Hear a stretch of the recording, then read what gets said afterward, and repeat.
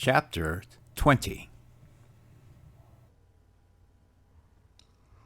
My dear Wormwood, I note with great displeasure that the enemy has, for the time being, put a forcible end to your direct attacks on the patient's chastity. You ought to have known that he always does in the end, and you ought to have stopped before you reached that stage.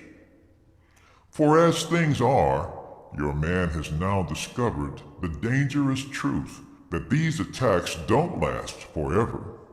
Consequently, you cannot use again what is, after all, our best weapon, the belief of ignorant humans that there is no hope of getting rid of us except by yielding.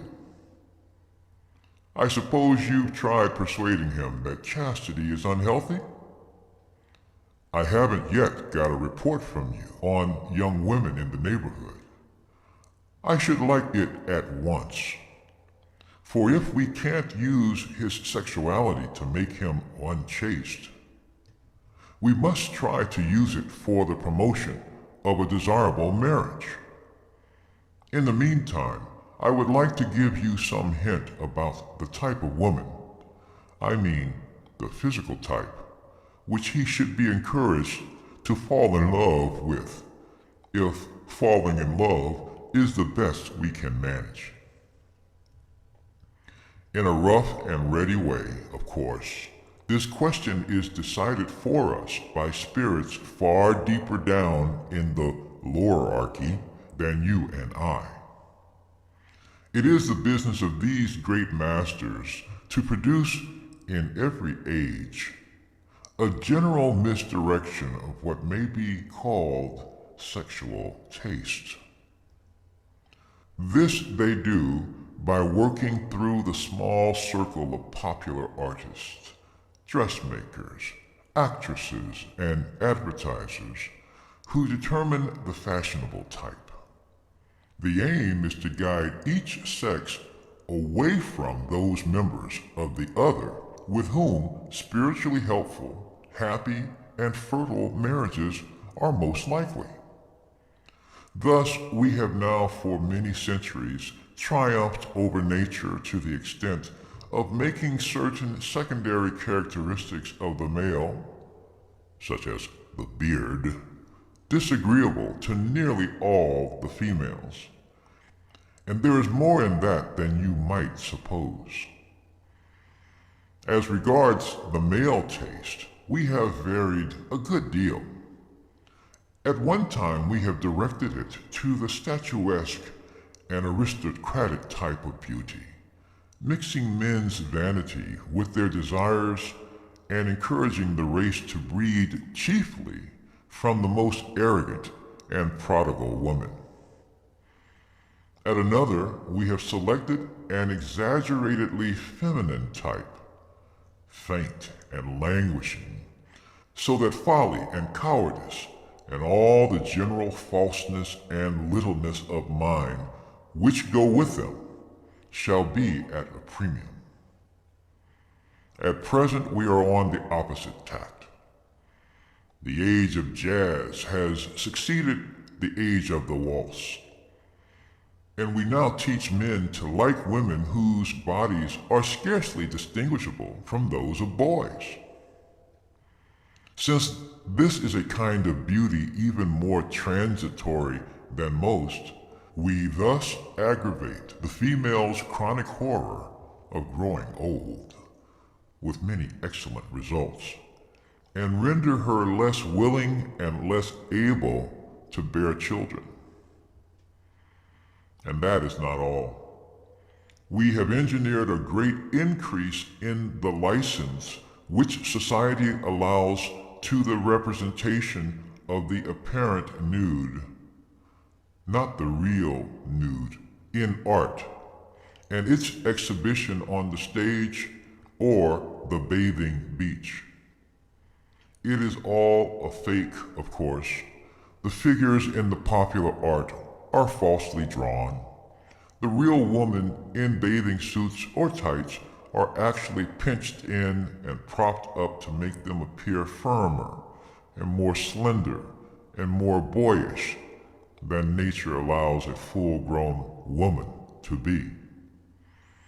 Yet at the same time, the modern world is taught to believe that it is being frank and healthy and getting back to nature. As a result, we are more and more directing the desires of men to something which does not exist, making the rule of the I in sexuality more and more important, and at the same time making its demands more and more impossible. What follows, you can easily forecast. That is the general strategy of the moment. But inside that framework, you will find it possible to encourage your patient's desires in one of two directions. You will find, if you look carefully into any human's heart, that he is haunted by at least two imaginary women, a terrestrial and an infernal Venus, and that his desire differs qualitatively according to its object. There is one type for which his desire is such as to be naturally amenable to the enemy, readily mixed with charity, readily obedient to marriage, colored all through with that golden light of reverence and naturalness which we detest.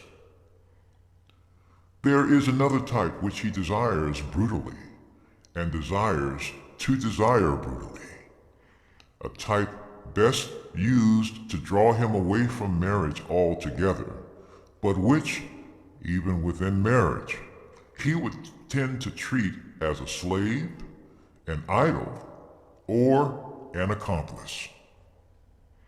His love for the first might involve what the enemy calls evil, but only accidentally. The man would wish that she was not someone else's wife, and be sorry that he could not love her lawfully. But in the second type, the felt evil is what he wants. It is that tang in the flavor which he is after.